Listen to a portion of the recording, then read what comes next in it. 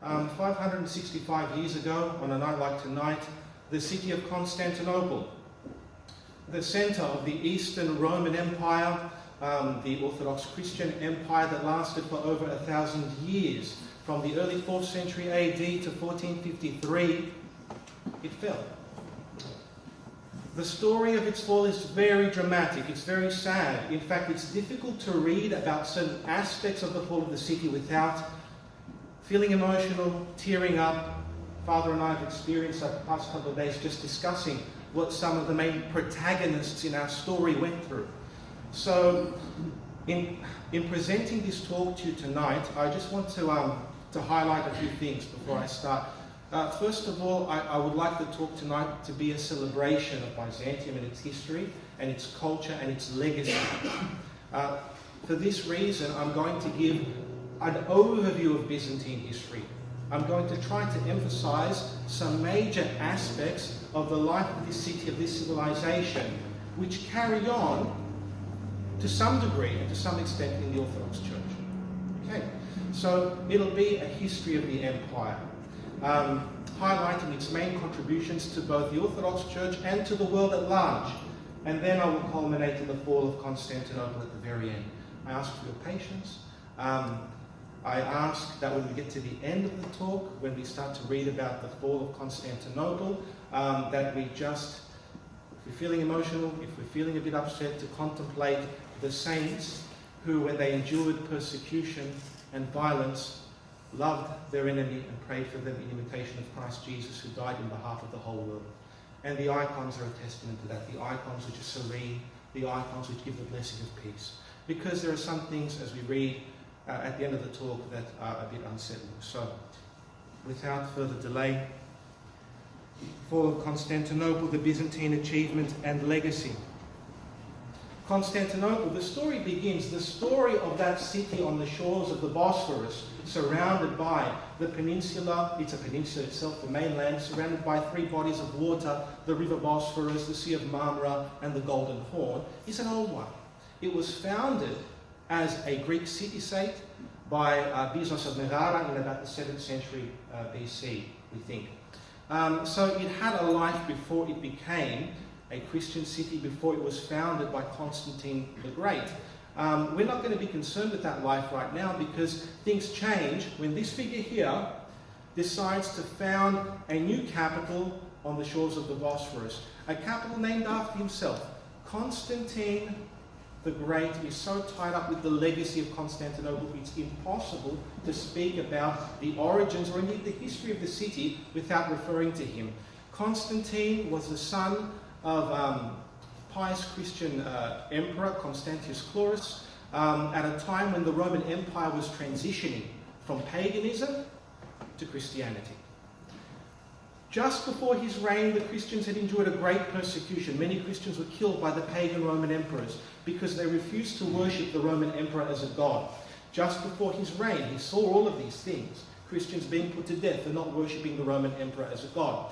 When Constantine, through a series of factious battles against the rival emperors that laid claim to the beating heart of the Roman Empire, the city of Rome and other places in the empire, Constantine desired to become the master of the whole Roman world, which encompassed all of the Mediterranean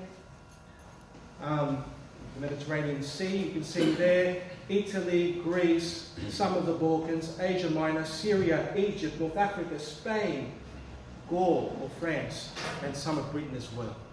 The Roman Empire was enormous. It was his desire to become master of the empire. He undergoes a conversion experience where he sees the cross in the sky, and he begins to shift his attention away from paganism to Christianity. This is a very contentious topic. Scholars have argued about it for years. In reality, what Constantine does is encircle the old capital Rome with churches, but the old capital still has its taint of paganism. The old gods are still worshipped there, the many gods. The Roman emperor still has a cult there in Rome and other places. So he decides to found a new capital here, on the shores of Byzantium. That was the name of the Greek city. It's referred to as Byzantium in later times, even during the Eastern Roman Empire, which lasted for 1,000 years, a Christian empire, but it's usually called Constantinople, Polis, simply the city, because there's this conception that the city subsumes within itself the whole empire that it governs. It's so important. It's so symbolically important. Constantinople, Polis, Byzantium, Nova Roma, New Rome. That's what he intended to do, to found a new center for the Roman Empire. So a series of events leads him there. He defeats his rival emperor Licinius in the early 320s, just near Byzantium, near Nicomedia. And he thinks that's a great spot of land, because Byzantium is surrounded by water. All I have to do, Constantine thinks to himself, is throw up some land walls to cut off the peninsula, make it easily defensible. And there's my new capital. It's in the east, and a lot of the trade routes are leading out across the Black Sea and into the Near East. That's where a lot of trade is coming from at the time, so it's a lucrative venture. He wants to get away from the old paganism in Rome, and he wants to do something else. That's the city of Byzantium. This is what it will look like eventually as Constantinople. He wants to create a city that looks like an image of the world, of his perception of the world, a cosmopolis, an image of the world. How does he go about doing that? He founds his city in such a way that it's so symbolically important for not only its inhabitants, but for the whole world. He begins construction at his forum, a public speaking space named after himself, the Constantinian Forum. You can see it here, along the Mezer, the main route into the city, coming from the Constantinian walls. In this forum, which is circular, he erects a giant statue of himself. It was a statue that he had sequestered from the pagan god Apollo, but nevertheless it was a statue of himself. Atop a porphyry column, that statue stood, and stood until the 11th century, when it was struck by lightning and fell to the ground. The emperor at the time, one of the Condini, cleverly just put a cross on top. He didn't want that statue as Apollo at the top there. But at the base of the column, Constantine put relics, various relics. Purportedly the axe which Noah had used to create the ark, loaves of bread that Christ had multiplied to feed the multitude. He had placed relics at the base of this column. He also began work on 2 churches in the city. And he's doing this between the years 325 to 330. Constantinople is dedicated in a foundation ceremony that happens in 330 AD on the feast day of a Christian saint, Saint Mochius. Constantine, he's doing a bit of a balancing act. He has to placate the pagans in his city. He's also trying to Christianize the Roman Empire. He manages to build 2 churches in the city. The first, Hagia Sophia, Holy Wisdom, which does not survive, and another church, the Church of the Holy Apostles, which became the mausoleum for all subsequent Eastern Roman emperors. 2 churches outside, the Michaelion, a church dedicated to St. Michael the Archangel, just opposite the shores of the Bosphorus in Chalcedon, and another church dedicated to St. Mochius, a martyr of the church under the Emperor Diocletian, who instituted that great persecution that I spoke of before. A visitor to Istanbul today can still see the burnt column, as they call it, Çembeli, the burnt column. It's still there in the beating heart of the city in Divanul Kadeshi. There's what the center of the city looked like. Almost immediately, authors, historians are speaking about the providential rise of Constantinople, how God had a hand in raising it to some sort of a preeminence over the old Rome. In Philostorgus, who's an Arian historian, he's a subordinationist. He believes that Christ was less than God the Father, so he's dubious for us Orthodox Christians. But he says something that's picked up by later Orthodox historians. He says that Constantine, when he was measuring the perimeters of the city, was following someone in front of him. He was following an apparition. And when one of those who had the audacity to go near to him went up to him and asked, "Lord, how much further?" until the one who is in front of him stops. And they had this impression that he followed an angel in order to create the perimeter of the city. There are other stories as well that he had a dream to divert him from establishing his new capital, where the ancient Trojan hero Ajax was a suicide, died. That God roused him in the dream and said, "No, not there. Go to Byzantium." So this is part of the mythos of the city that's developing just after it was founded in 330. Here are the Constantinian walls. Within, it's just over 100 years, the walls had to be, the perimeter of the city had to be extended by Theodosius II because the population grew. I will show you photos of an influx of scholars that takes place. They're quite down the track. I've put up a lot of photos as memory devices here. Influx of scholars from throughout the world going to Constantinople. Historians, orators, poets wanting to be part of the action in this new city, this new cosmopolitan, mostly Greek speaking because that was the language of the time, this new beating heart of the empire. All these lines are from various territories in the empire, and they're going to Constantinople.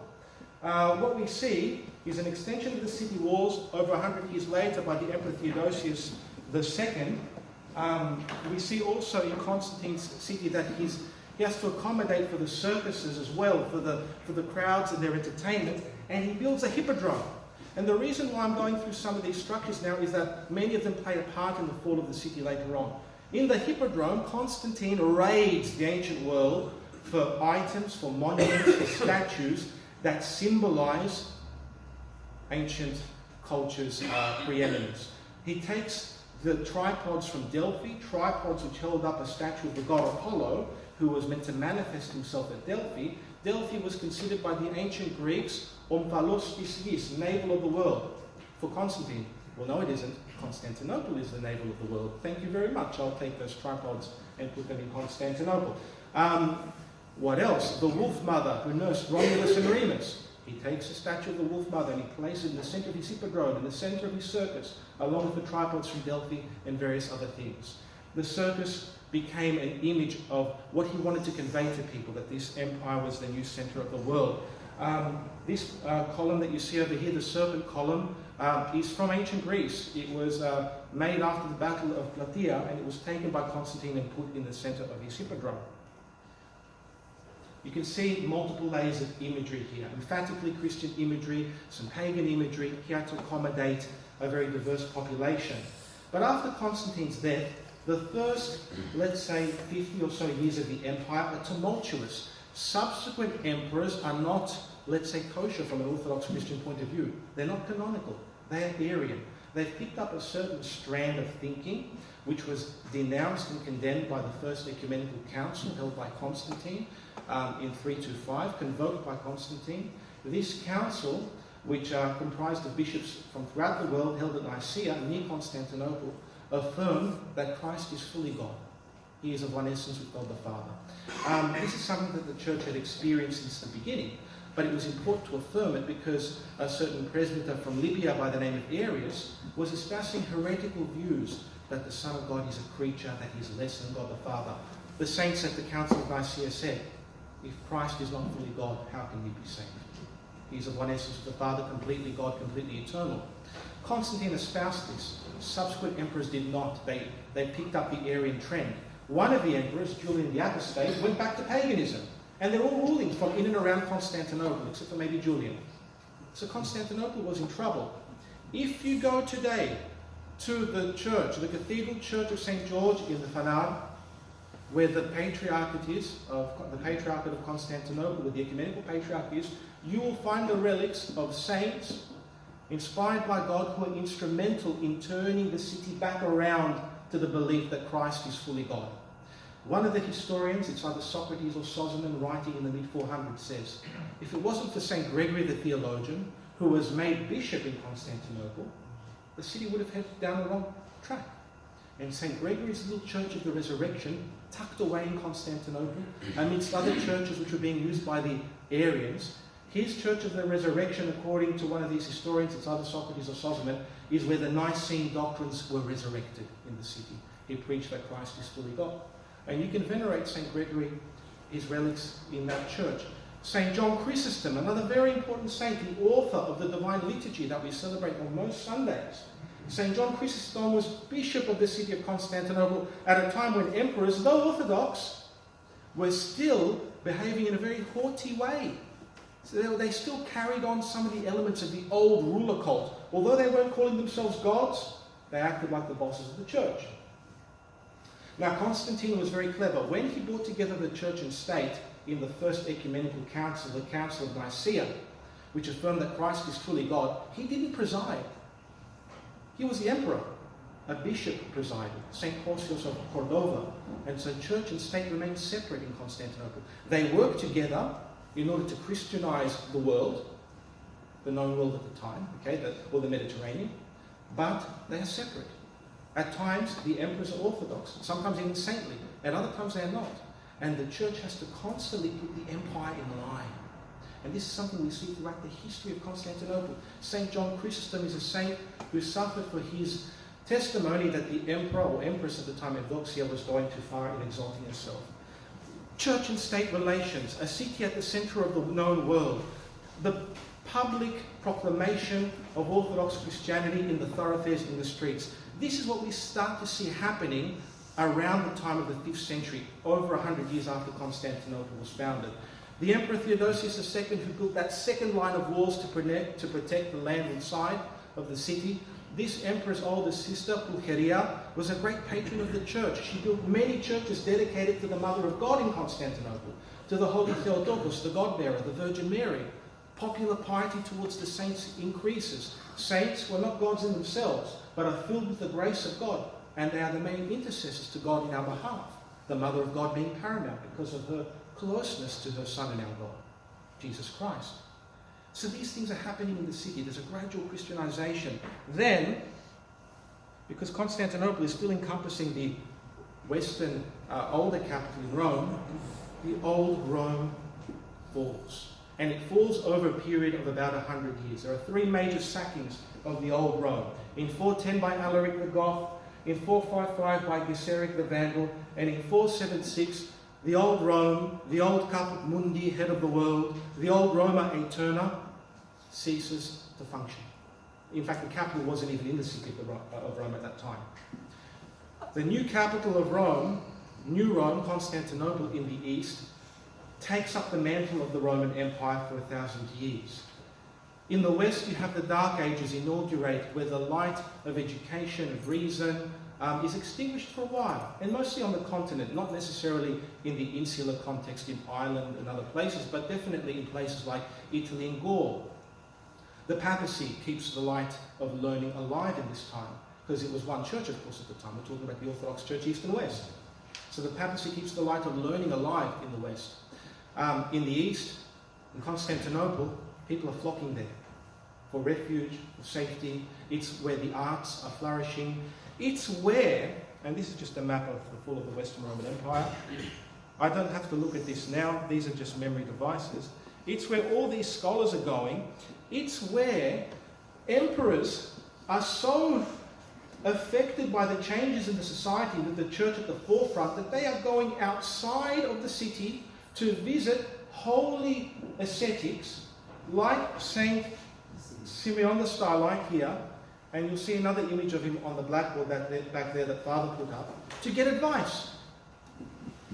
What do I do? I'm running the empire, it's going wrong. What do I do? What do I do? And the Starlights, it's a phenomenon peculiar to the Christian East at the time, although it happens in the West as well. The Starlights are stilois, a column. They would mount columns and live on them and strive against the passions and those, let's say, aspects of our nature and our soul, the things that we are attached to, in order to restrain them, in order to allow the grace of God to dwell in them, okay, by God's initiative. And so they were fasting, they were doing prostrations, they were praying, and they were in very close communication with God, these Starlights. They were struggling against the passions, struggling against the demons, and in very close communication with God. Emperors knew this. Even if they were wrong, even if they were, because there's always a compromise when you're an emperor. The world is always compromised. I said that at the beginning, that church and state are separate. The church is the body of Christ. Sometimes the state belongs to that, other times, well, it doesn't. Sometimes people in the state, some emperors belong to that, other times they don't, right? But this is the framework we're talking about. Emperors were deferring to holy fools for advice about what to do, not just with running the state, but with their daily affairs. It's part of what remains of St. Simeon's, the Starlights column now. And this is happening in the 400s and the 500s. things change, things are blown out of proportion, things grow with the advent of a particular emperor, Justinian, and his wife Theodora. These two rulers of Constantinople want to initiate a reconquest of the Western territories. They want to reconquer Italy and Gaul and establish a unified Roman Empire throughout the world. The Renovatio Imperii, the renovation of the empire, is what they called it. They're both interested in theology as well, in various things. Theodora comes from a very sort of awkward background for us to discuss in the church. If you want to read about it, you can read about her life and her history. She eventually becomes, however, second in charge. She had influence over her husband, Theodora, and it's quite a dramatic corrective to what happens in other, let's say, barbarian kingdoms, what you see in Constantinople, that women in power had power. That female saints were venerated just as much as male saints. The Mother of God is just one example. There are many female saints who are venerated around this time. That women are being educated too. Those who could afford it, of course, education was a monopoly always in the ancient world. Whoever was born into an important family, whoever had the money could pay for it. But these things were happening. And so Theodora had Justinian's ear. She really did. Go and have a look and read if you're interested. But Justinian starts his project. And he sends his general Belisarius, father would agree, Paul Belisarius, with what he had to endure, into consecutive campaigns throughout Italy, in North Africa, in Syria, in Spain, to reconquer. You get this impression when you read about Belisarius, his general, that the man just gets fatigued by the end of it. Because he's being plotted against, he's being sent to do all these things, and this is where the worldliness is very evident, okay, in the empire.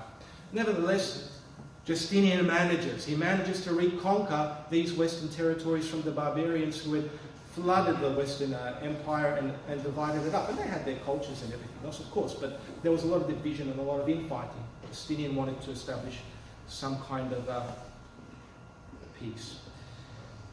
As a sign to this, a sign to the grandeur of his new empire, he built this church, Holy Wisdom, Hagia Sophia, which then became a mosque after the conquest in 1453 by the Turks. It is now a museum. Father, you were there this year? Hagia Sophia, if you visit Constantinople, hands up who's been to Constantinople, by the way. You are from the polis, Father. And I defer to you. Please forgive me for any mistakes that I make here. No. We'll tell you the mistakes. Yes, please. Thank you. I need to learn. This church becomes the standard for most Orthodox churches throughout the world for various reasons. It was built in about 5 years. Justinian wanted it done perfectly. So he hired 2 great architects, and they were so good that we know their names. Usually when an emperor hires someone to do a job, you never remember his name. Anthemius of Tralles and Isidorus of Pelusium. And they built this church in 5 years. Justinian wanted to convey the image that this particular church was a microcosm, an image of the universe. You see that the dome is round? That symbolizes the horizon from one end to the other, going around the earth. The Byzantines, of course, had the conception that the earth was round. Of course they did. So they wanted this conception of the world, the cosmos. Later on, and it's not until the 14th century, which is quite late in fact, in the dome of Hagia Sophia, a giant mosaic of Christ, the Pantocrator, the master of all, is painted giving the blessing of peace, which is very important in Orthodox worship. All of these things are happening in the capital and in its surrounds, okay? These artistic devices that are being implemented to convey a message. Why do the saints give the blessing of peace? In order to calm us down so that our mind isn't taken everywhere when we're in worship. This is why the celebrants, the priests, say, Irini Pasi, peace be with you, in the Orthodox liturgy, constantly in fact, to calm us down so that we stop being distracted and focus on the words of the grace of God, according to God's initiative, can dwell within us. So, this grand mosaic of Christ Pantocrator was put there in the 14th century. Hagia Sophia is not, sometimes it's translated as Saint Sophia. It's not named after a particular saint. Justinian himself says, it is named after the wisdom of God, the great God Jesus, he calls it. the great God Jesus. So it refers to where St. Paul in one of his epistles refers to Christ as the power and the wisdom of God. This church was dedicated to Jesus Christ. It was part of a greater complex. This is the third Hagia Sophia. There was one built by Constantine, burnt down. Another built by Theodosius I, burnt down. And then you have the third one, built by Justinian. It was part of a greater church complex that connected to it the church of Hagia Irini, Holy Peace. And I might have a photo of it later on. Holy Peace, again, doesn't refer to a Saint Irene. It refers to the Prince of Peace, our Lord Jesus Christ. So these are interesting nuances. Holy Peace, Hagia Irini, is also a museum and concert hall these days. This is mammoth stuff. And it's not the only church that Justinian builds. He builds churches throughout the empire. It makes such an impression on the envoys in the 9th century when Prince Vladimir the Great of the Kievan Rus sends envoys to the various religions in order to see which one his people should adopt. This is how the story goes. They went to the various places and they weren't impressed with either the Muslim religion or the Jewish religion, with Judaism. They weren't impressed with the Latins either, Latin Christianity. When they went to the Church of Holy Wisdom, this is what they reported back to Prince Vladimir. We knew not whether we were in heaven or on earth. For on earth there is no such splendour or such beauty, and we are at a loss how to describe it. We know only that God dwells there among men, and their service is fairer than the ceremonies of other nations, for we cannot forget that beauty. This is the beauty of the liturgy as it was developing there. Sonorous chanting, vestments, icons. The Orthodox liturgy, of course, affects all of the senses. It's meant to somehow enrapture one in the divine service, in the service to our great God Jesus Christ, to lead to a participation in his most pure body and blood at the Eucharist. So I think this is a tremendous story, because Prince Vladimir, upon hearing these news, baptizes the whole of the Kievan Rus, leading to the Orthodoxy being so prominent in Russia today. Before him, the Byzantines were on a roll in the 700s and the 800s. They had sent out these two very important figures, St. Cyril and Methodius, and this is a testimony to their flexibility in thinking. So they were able to integrate faith and reason. Today, especially in the popular context, we think about faith and reason as separate. Okay, you either believe or you're a thinking person or a person of science, and the two don't meet. This was not the case in the Byzantines. Faith and reason were integrated. You could be both a believer and a scientist, or a mathematician, or an astronomer. Just how do you think they built Hagia Sophia? That's architecture, that's geometry, that's mathematics, it's all these things. So you could be all these things at once. They integrated everything. And part of the process of culture and learning that was embraced as subordinate to faith, of course, but always part of it there. You could be learned. Of course, we cannot exhaust the mystery of God, the Byzantines would say by reason, but still you should say everything that you can say, and then stand in reverence and in awe of God's transcendence. Let's offer a new language, an entirely new language to the people of the Rus. And so the Glagolitic alphabet was devised by these two saints, Cyril and Methodius, under the patronage of St. Photius the Great. And if it wasn't for St. Photius the Great, we wouldn't know about a lot of the books that have been lost to antiquity. So before I spoke about the Dark Ages in the West, learning was lost. Manuscripts were burnt, destroyed. It's all there in Byzantium. They've got Homer, they've got Hesiod, they've got some Latin works, they've got Euripides, Aristophanes, all the Greek playwrights. They're reading this stuff. They're not avoiding it. They know it. The saints are writing their treatises, lives of saints, of those who fight against the passions and against their own subversive inclinations in order to transform themselves or to be transformed by the grace of God. The lives of saints, their encounters with demons, their miracles, their encounters with Christ, because Christ manifests himself to the saints in each and every generation. This is the popular literature. This is what people are reading. It's being written down, and they're being written down with style. Photios is reading all this stuff. He's also reading the ancients, and he's commenting on it. It's all there in Byzantium. His Bibliotheca Mediovivlos is astounding just because of how many works were lost after Byzantium itself was sacked subsequent times. So, church architecture, important devices that are created. I have to move on so that we can speak about the fall of Constantinople. Otherwise, I'll be praising Byzantium all night. It had its deficiencies too. It did, but it's pretty good. That's how you get it in. The portable icon first emerges in Byzantium in the 6th century. You have icons being painted under the patronage of Justinian and Theodora in places like St. Catherine's Monastery in Mount Sinai. Now, in the 700s, in the 600s leading into the 700s, Byzantium loses a lot of its former territory on account of the Arab invasions and the Islamic invasions that take Syria, North Africa, and Spain from them. This creates a bit of a concern, a great concern in the Byzantine consciousness. Okay, because of the amount of importance they placed in their empire, the center of the world, God reigns here amongst people. You saw what the envoys of Saint Vladimir, Prince Vladimir the Great, wrote. It was a bit of an overconfidence. When those territories were taken away, some were able to interpret it as God's chastisement for whatever sins the people had committed. Others believed that the end of the world was at hand. And they expected an emperor to come to restore all of these lands at the end of time.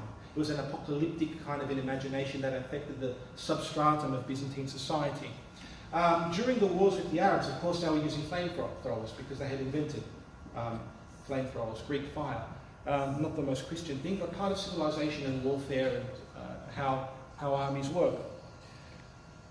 Mosaics going up in Hagia Sophia. I don't want to focus on that.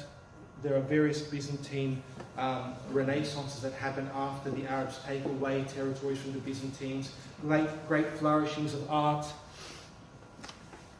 You see the image here of the Mother of God holding the Christ child. This appears in the 900s after the Byzantines had restored themselves more or less under the Macedonian rulers, Basil and others. And here on the left you have here on the right you have Constantine the Great giving the city over to the Mother of God. Here you have Justinian giving Hagia Sophia over to the Mother of God. Okay, in the vestibule of the warriors, a crisis breaks out in Byzantium concerning the veneration of images.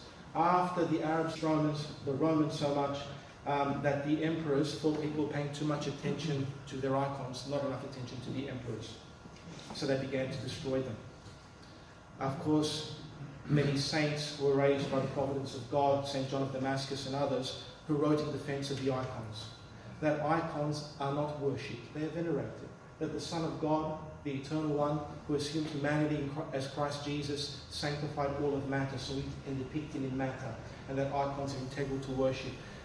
Why I mentioned the backstory to iconoclasm and how the Byzantines overcame it, and of course we can see the legacy of their overcoming of the breaking of the icons in this church and other Orthodox churches, is that they sent a message to all subsequent emperors. This is the royal door reserved only for emperors in the church of Hagia Sophia, Holy Wisdom. As you can see, the emperor was the only one allowed to enter this door with his entourage. And here you have a particular emperor at the feet of Christ, in obeisance to Christ. Christ is in charge of the church, not the emperor. That's the message that they were conveying.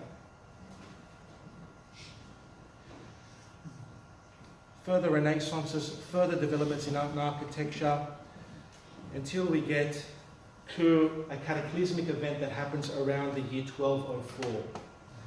The Byzantines had lost a lot of territory after the Arabs invaded. Still they were able to maintain it, and still they were able to encompass most of Greece, the southern Balkans, South Italy, Asia Minor, modern-day Turkey. They still maintained it. They still had sovereignty over these areas. Until, in about 1071, at the Battle of Manzikert, the Seljuk Turks made a permanent imprint in Asia Minor, modern-day Turkey, and took most of that territory away. Subsequent decades, the Byzantines looked for a way to get this territory back. As a result, the Emperor Alexios Komnenos made a petition to the West, to the Pope, to send over 500 knights to help defend these eastern territories in Anatolia, in Asia Minor. Bit of a hitch, however. Since 1054, the Eastern churches, the Orthodox Church and the Catholic Church, the Western Church, were not in communication. A great split had happened, a schism. And they both went their separate ways from that point onwards. On the ground, it wasn't very clear. Still, officially, the churches were separated for doctrinal reasons that I won't get into. But still, Alexius Komnenos made this entreaty to the Pope, Urban III or II, and this Pope took advantage of the situation, and he sent over 100,000 knights or more, and the Crusades began. The Crusades which were directed towards Asia Minor and the Holy Land to reconquer it. For who, actually? The Byzantines wanted that territory back. The Latin and Frankish rulers and barons and knights who went over created their own little kingdoms there when they took this territory. The Byzantines didn't go along with the Crusades. They only went along with the Latins up until a point, and then they backed off. Subsequent crusades happened in order to take back Syria, the Holy Land, Palestine, North Africa from the Islamic armies that had settled there, the various dynasties. The Byzantines were not involved. Then there's a fourth crusade that happens in 1204, where various barons and nobles had come together in the West in order to undertake a crusade against the Ayyubid dynasty in Egypt. In order to get there, they needed the help of Venice, of the Venetians. Okay, that's San Marco Basilica in Venice. The Venetians manipulated things so that instead of going to Egypt, the Crusaders ended up on the doorstep of Constantinople. The Byzantines made it bad for themselves because the pretender to the throne of Constantinople, he wanted the Crusaders to put him on the throne there. The Crusaders took him to Constantinople. They put him on the throne. He had promised them wealth. He had promised them armies. He had promised them to submit the Orthodox Church under the Catholic Church, and he did not deliver on any of these promises. And the Crusaders said, "We'll take your city." And they did. And they established a Latin kingdom centered in Constantinople, which lasted for about 50 or 60 years. 60 years, about 60 years. Till about 1261, 1204 to 1261. If you go to Venice today, who's been to Venice? Okay. Have you been to San Marco? Yes. Okay. Half of Byzantium is in, half of Byzantium is in San Marco. These horses, which adorn the facade of San Marco in Venice, were once on top of the Hippodrome in Constantinople, that circus I showed you earlier. They adorned it. They are from maybe the 3rd or 4th century AD. People say that they're older, of course, but we're not quite sure of that. They were shipped over to Venice. These columns in the great square outside San Marcos, they're taken from Constantinople. So is the lion. If you go into the museums that are inside the church, you go into San Marco and you're redirected to the museums, you will see the reliquaries. All of these are taken from Constantinople. They were sacked and taken by the Crusaders back to various places in Western Europe. Chandeliers are taken from there as well. The chandeliers from in the church are taken from there too. Gospel books, swords, scepters, relics. And the relics, a lot of them aren't named. So I took all these photos when I was in Venice. My wife and I were there a couple of years ago, and I was getting a lot of funny looks at taking these photos. But I took them because I wanted to illustrate to students that a lot of these relics, which contain, the relics are venerated by Orthodox Christians because we believe that they are imbued with the grace of God, so that when we kiss a relic, we believe that we are receiving something of the grace of God that had imbued that saint. So the part of the body that we kiss, we believe we're coming closer to God. These relics are all collected and they're kept there, and a lot of them aren't named. Okay, arms, hands of various saints. Yes? There's a famous icon of St. Victor. Famous icon. Thank you, Father Victor. That's fantastic. Look, I mean, it's the church. It's got wonderful mosaics in it and everything else, and it makes an impression. When you know a bit of the history about how everything got there, it leaves you with a bit of a sour taste. I got actually, when we took this photo with Victoria in the museum upstairs, I was told not to take photos because I looked over the gallery and took a photo of the nave. And I thought, I have to take a photo of the horses. I'm here, I've come all the way from Sydney. And I was watching for the guard, and Victoria had wandered off to see something else, and I started to maneuver my way closer and closer to the horses. I took out my camera. The moment I snapped the photo, out. And I saw Victoria on the other side of the museum. She just put her head down and kind of walked up. You could have stayed, Luca. You could have stayed and seen all this. And she goes, where am I going to stay without you? I'm very grateful. So we went back downstairs into the church.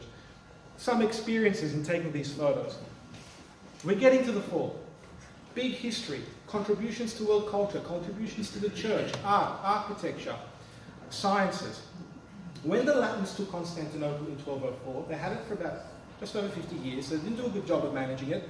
The Byzantine Empire, the imperial court, went into exile. They went to Nicaea and they established an empire of Nicaea. Others, related to the imperial family, went to Epirus in Greece and they established the despotate of Epirus. Others went to Trebizond, which is just south of the Black Sea. They established another empire there, the Comneni, established an empire there. Be it the Pontian Greeks have their ancestry there. Okay, so you have three empires. They're not exactly working together, to be completely honest with you. Okay, because the emperors of Nicaea see themselves as the true successors of the Byzantine Empire, and they want to reclaim the city for themselves. You can see here, between 1261 and 1453, the diminution of Byzantine territory. At the Empire of Nicaea, which was ruled by the Lascarid family, you had a great resurgence of learning. They built many monasteries. They built many churches. Despite the fact that they were under siege, despite the fact that they were surrounded by enemies, the emphasis had shifted. Between 1204 and 1261, there is a preoccupation with spiritual things, this world fames. Yes. You know there where it says one again in Bulgaria, Yes. What happened there? Have they invaded as well? Oh, well, they had their own principates, yes, in these areas. All Orthodox, but sometimes these rulers turn against each other. It's the same with the Bulgarians. I don't know about these circumstances right now, but for instance, the Serbs and the Bulgarians were converted to Orthodoxy in the 800s, later in the 900s as well. You might have it's all one church, so Orthodox Bulgarians, Orthodox Serbs, etc., Orthodox Russians. Sometimes you'll have Serbian leaders, like Stephen Dusan, I think his name, who was attacking the Byzantines, who wanted the city for himself, you know. So when it comes to the politics, it's all very hazy. I don't want to focus on that now, though, but it's a very, very pertinent observation. I want to focus on the shifting emphasis. When they reclaim the city of Constantinople, and they reclaim it almost on a fluke, the Latins were away fighting on a campaign somewhere, and they left the city empty. They had devastated it. When they sacked the city in 1204, there were rapes and murders and destruction of icons. You can read about it in the historian Nikitas Choniakis, what the Venetians and the Franks did. Don't paint them all bad. There were good Venetians as well, smuggling Byzantines out of the city. And if you read about what Nikitas Choniakis went through, we wouldn't know anything about the circumstances of the Fourth Crusade if it wasn't for Nikitas Choniakis. He tells us that his Venetian friends smuggled him out of the city. So, anyway, when they retake the city, the Latins are away on campaign somewhere, and Michael Paleologos happens to discover that the city is empty, so he just walks right in. The people welcomed him back. The Latins could not entrench themselves there. And then you get the final Byzantine dynasty, and it only ever governs very small portions of territory. The city of Constantinople itself, some of mainland Greece and southern Greece, Crete, and some islands. Throughout the course of that last couple of hundred years, it grows again to retake Thessaloniki, northern Greece, some of the southern Balkans, and then it drops again just before the eve of the conquest in 1453. It has some of southern Greece and some of the area around Constantinople, and not much else. At the end, all it has is Constantinople, and there are those rivaling Byzantine states in Epirus, in the Morea, which is another Byzantine state that forms. But the shift is to spiritual things. You can see here with this image in the southern gallery in Hagia Sophia, in 1261, when Michael Paleologos retakes the city for the Byzantines, he commissions this exquisite mosaic of our Lord Jesus Christ flanked by the Mother of God and St. John the Baptist, praying to him in our behalf. In the church of Cora, the monastery of Cora, which you can visit, it's a museum today, the emphasis shifts to Christ as Ikora Konzondon, the land of the living. Around this time, these developments in art, which are so refined in frescoes and in mosaics, go hand in hand with a movement, a spiritual movement that influenced the entire Orthodox world. It's there in the ancient church, but it comes and is more developed in this period. The world fades. We're under siege. We should shift our emphasis to the kingdom of God, to participation in Christ. How do we do that? We cultivate stillness. We pray the Jesus prayer. We invoke the name of Christ. We struggle against the passions. And people like St. Gregory Palamas in this period are encouraging others to focus on the inner life, the fight against the passions, and the invocation of the name Christ. They believe that God could be experienced in the here and now. And indeed, these saints experienced Him in the here and now. You have a massive, I'm going to go through it very quickly. I'm sorry for keeping you. A massive renaissance in terms of philosophy, mathematics, astronomy, great scholars, Theodoros Mitochitis, Nikephoros Lemidis, and others, who, because of their achievements in Constantinople and the surrounds, go over to the west when the city is about to fall, and they ignite the fire that leads to the Renaissance in Italy. And this is just being uncovered now by scholars, and they're delving deeper and deeper into the Byzantine contribution to the Renaissance. Okay. Now we're getting to the fall. Are we all okay? Have I kept you too long? Yes. Quick question. Yes. How about they originated in the Peloponnese? How did they come on the scene? Michael Palaiologos was second in command to the Lascaris, Right. and that's how he managed to kind of circumvent and get the throne. I'll take questions at the end. Let's talk about the fall. Have I managed to perhaps overbearingly instill how significant Byzantium was in Constantinople? Thank you very much. Okay. In the 1240s, the Seljuks are destroyed by the Ottomans, a new player on the scene. The Ottoman Turks take most of the area in and around Constantinople over a course of 200 years. There are various treatises that the Byzantine emperors make with the Ottomans. The Ottoman Sultan Murad II laid siege to Constantinople in 1421, but he had to pull back because of the fact that the Byzantines were very good. Whenever they were being attacked, they would let off or encourage the rival to that particular enemy and just give them some money and say, quick, go start a war somewhere else so they can get away from us. And this is what they did. They did that in these circumstances. In 1443, the Emperor John VIII Palaiologos makes Constantine Dragash Palaiologos the despot of Mistra. Mistra is the southern Peloponnese, what they call the Peloponnese there. This is the last emperor of Constantinople. Byzantium, Constantinople, was founded by Constantine. It ends with the Constantine. That Constantine had a mother named Helen, St. Helen, who discovered the true cross. It ends with a Constantine by a mother named Helen. And there was something eerie about this symmetry for the Byzantines.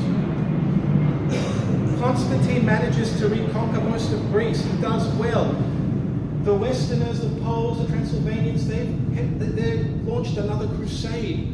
But that crusade is crushed by the Ottoman Turks at Varna on the Black Sea coast. Murad looks down at the Morea, the Peloponnese, and he says, Constantine Dragashis Palaiologos, what are you doing there? And he comes in and he crushes Constantine's work in re-establishing Byzantine control in mainland Greece. In 1448, John Palaiologos dies, and in 1449, Constantine Palaiologos, his younger brother, is invested and acclaimed as emperor in Mistra, which is in the Peloponnese. After these circumstances, or analogously with them,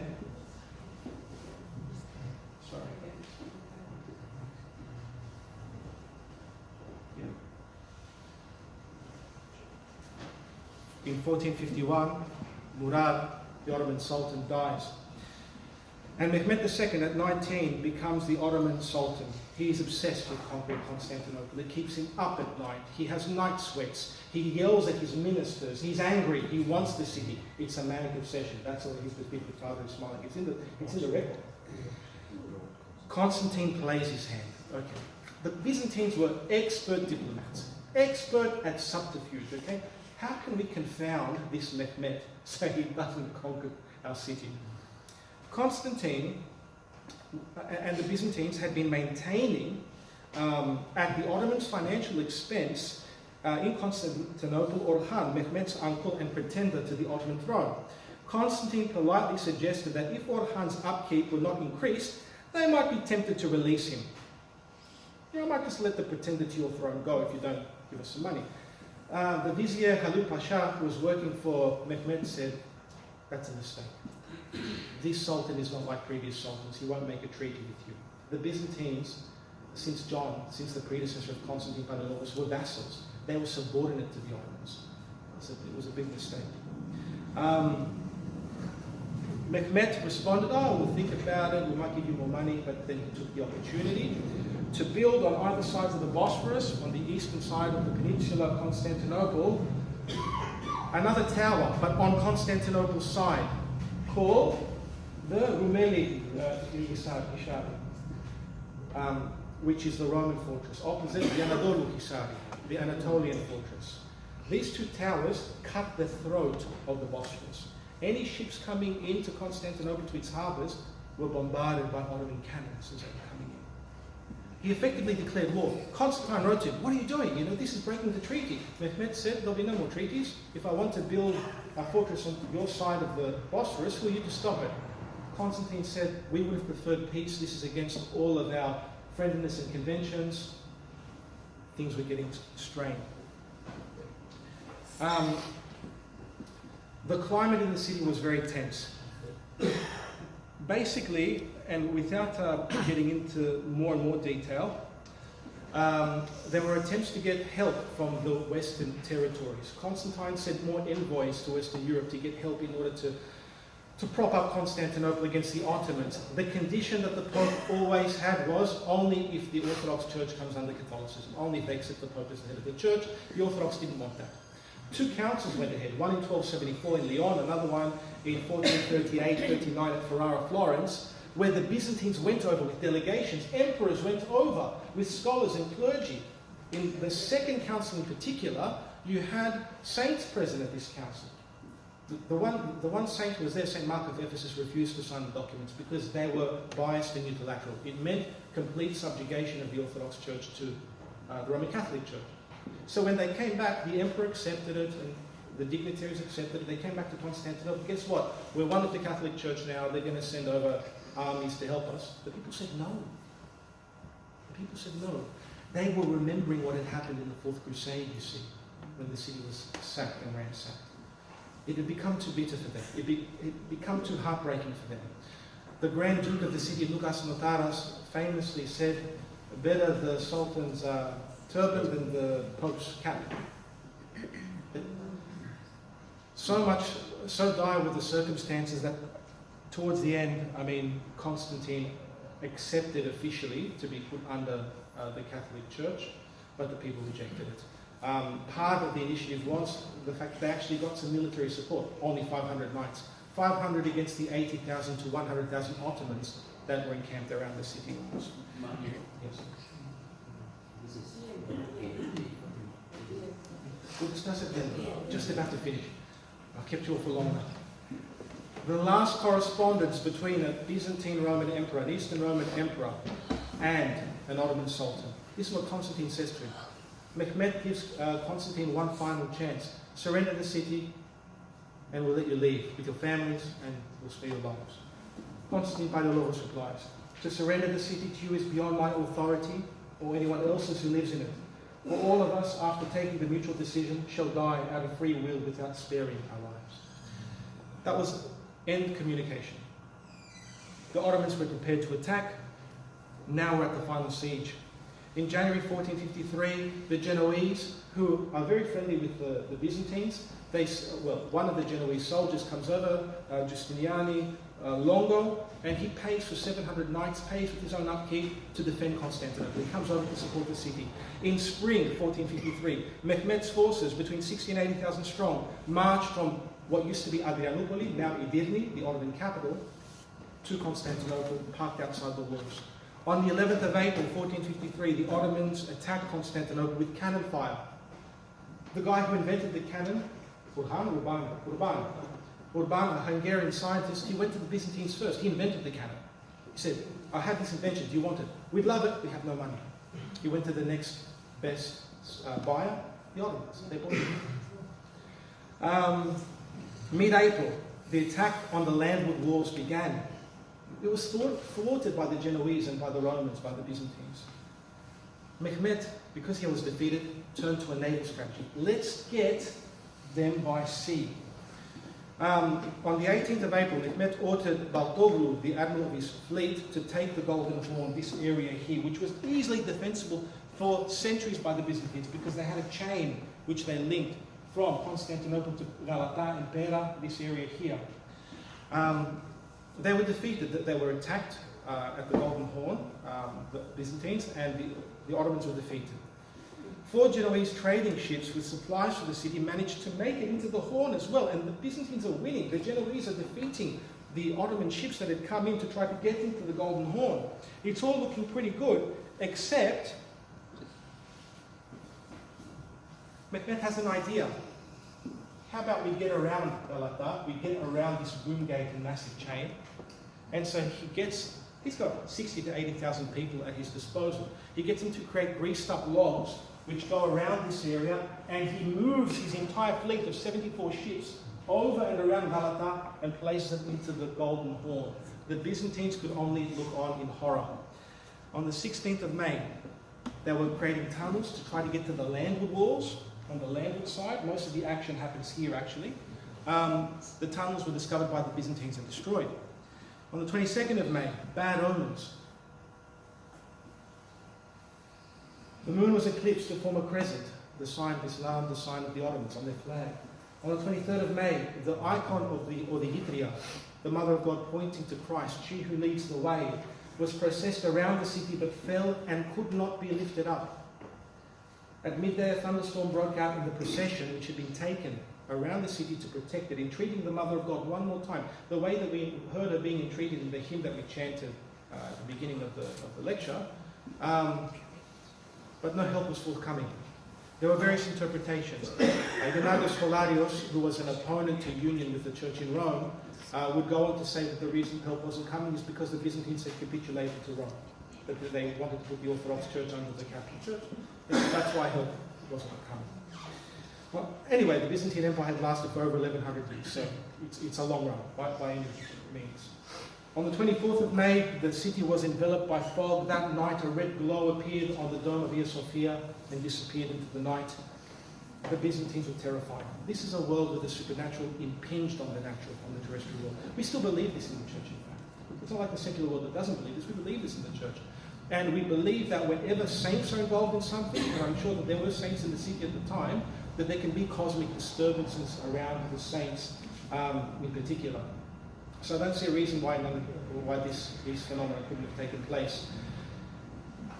Constantine Palaiologos is exhausted. He's been defending the city. He's been commanding the people, the soldiers, to defend the land walls.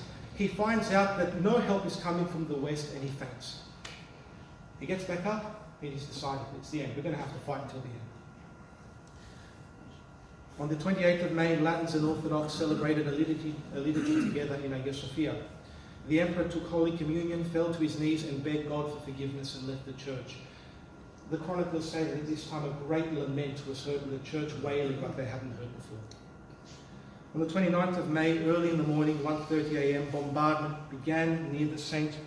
Romanos Gate on the landward side. It was the main focus of the bombardment. The Sultan sent his irregular troops, who were cut down at 2:30. 2.5 hours later of slaughter. Mehmet called them back. At 4 a.m. he sent the second wave, the Anatolian army, and these are also repelled. So the Byzantines are fighting. There's only 7,000 to 8,000 in the city, along with Genoese, along with some Venetians who had come to help them, and along with Ottomans as well. They were keeping Orhan in the city, the uncle of Mehmet. He was fighting against his nephew outside and the troops. At 5 a.m. the third wave came through, the Janissaries, the shock troops, ex-Christians who were converted to Islam and trained as soldiers. These were the Janissaries. Constantine was seen on the battlements shouting orders and felling enemies. And then two things happened which led immediately to the fall of the city. The fall is that a small gate in the northwestern corner of the city, the Kerkoporta, was left open. There were two Italian brothers, the Bocchiati brothers, who were sent by Constantine to basically do skirmishes in and out of this gate. They were exhausted. They'd been fighting for days. For weeks they'd been fighting. They forgot it open. About 50 Ottoman soldiers got through. They managed to put up a flag. The main fighting was at the St. Romanos Gate on this side. At about this time, it could even be the other way around, because the sources are all, they vary, but they get to the same place eventually. Justinian Longa, who had been fighting bravely, the Genoese captain with his soldiers, was wounded, mortally wounded. He died a few days later. He had also been wounded the day before fighting for Constantinople. His soldiers pick him up, carry him to the emperor who's fighting alongside him here near the Romanos gate, and he says, "I'll go get mended and I'll come back. Could you give me the keys?" Emperor Constantine gives him the keys reluctantly. Justinian Longo leaves through the gate, and his men all see him leaving. They think, well, we're retreating. And they all leave the Genoese. So the Byzantines are left alone to fight against the Ottomans. That is the last time Constantine Palaiologos is ever seen alive. And the city was then taken. There are various accounts as to what happened to Constantine Palaiologos. Some say that his body was put in a mass grave along with the soldiers who died with him. Others say that he was recognized from his purple boots, his purple socks, put in a mass grave with the other dead. Others say that he was decapitated and that his head was taken to the Sultan as proof that he had died. Various accounts. He died fighting at the walls of the city. Before he died, even one account says, "Is there not a Christian around to take my head?" Because he didn't want to die at the hands of the enemy. It's a very tragic tale, the fall of the city and the death of the Emperor Constantine. A legend soon sprung up that an angel came and took Emperor Constantine. It's kind of like the Arthurian legend, you know, sleeping emperor. An angel came and took him and placed him at the Golden Gate, the main gate of the city, in a cave beneath the gate, turned him into marble, or marmaromenos vasilias, and that one day when the city was destined to come back into the hands of the Eastern Romans, he would rise again to slay the enemies. This is all folklore, of course. Constantine Palaiologos died on the battlements. He's not a saint in the church, he's not a martyr. Martyrdom has to do with self-sacrificial love towards one enemy, even unto death. That's the example that we have in Christ Jesus. But in terms of heroism, I think it matches Leonidas and 300 Spartans fighting at Thermopylae and then some. The final point I want to make is that Constantinople, the history of Constantinople, it's important to meditate upon, to read about. It's not just an empire in the sense that it contributed nothing to world history, or it contributed very little. It contributed a lot. It contributed to the art and architecture of the Orthodox Church, because these icons and whatnot were sponsored by the emperors.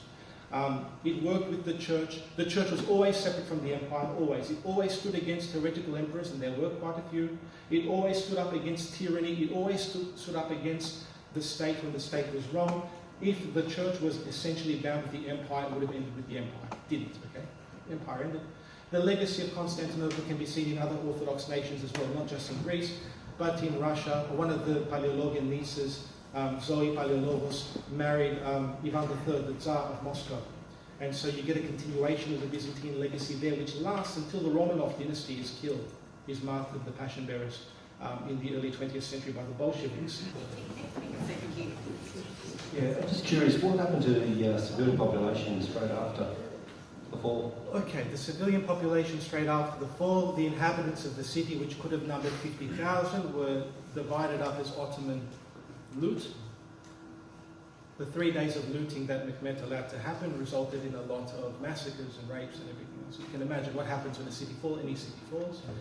They were dispersed, those who survived. Ruling families, the intellectuals, a lot of the intellectuals went to Italy, where they helped to contribute to the Renaissance in the West. They were hired by the Medici to work in the Platonic Academy.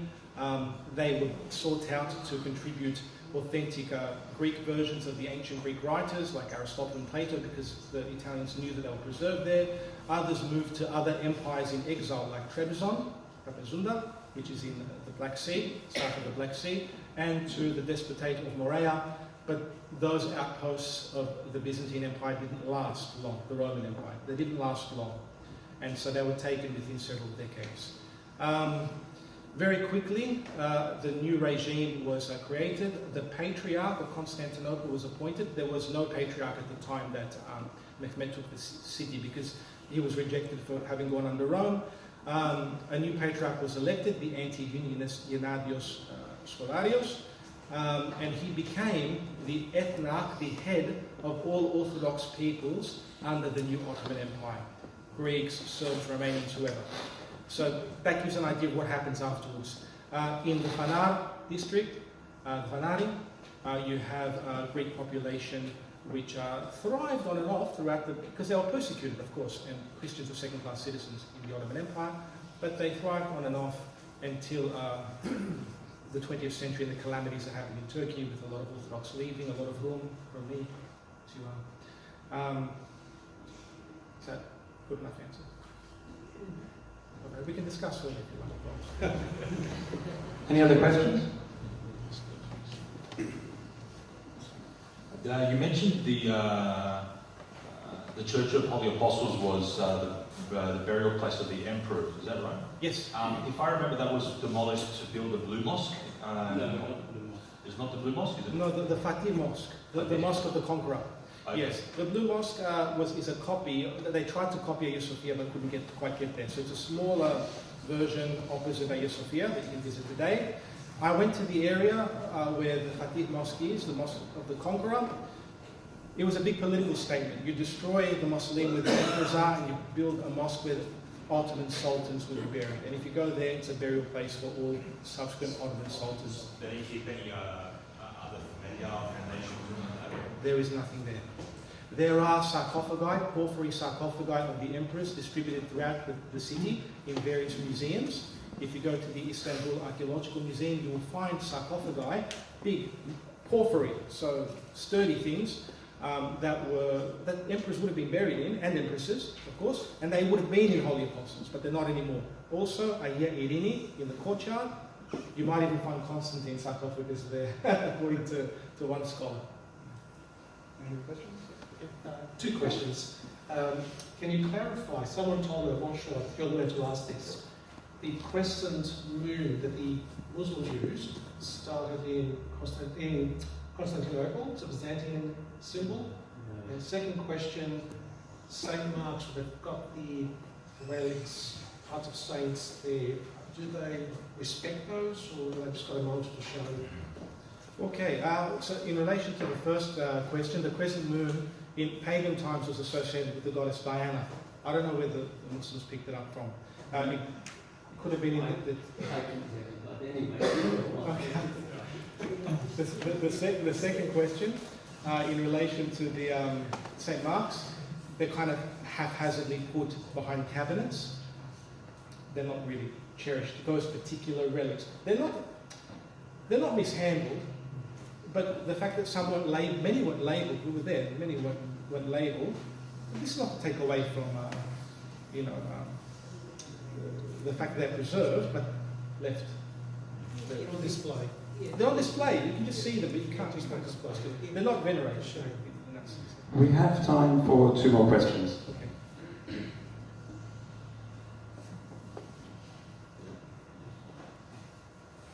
If that's all, please join me once again in thanking Mario and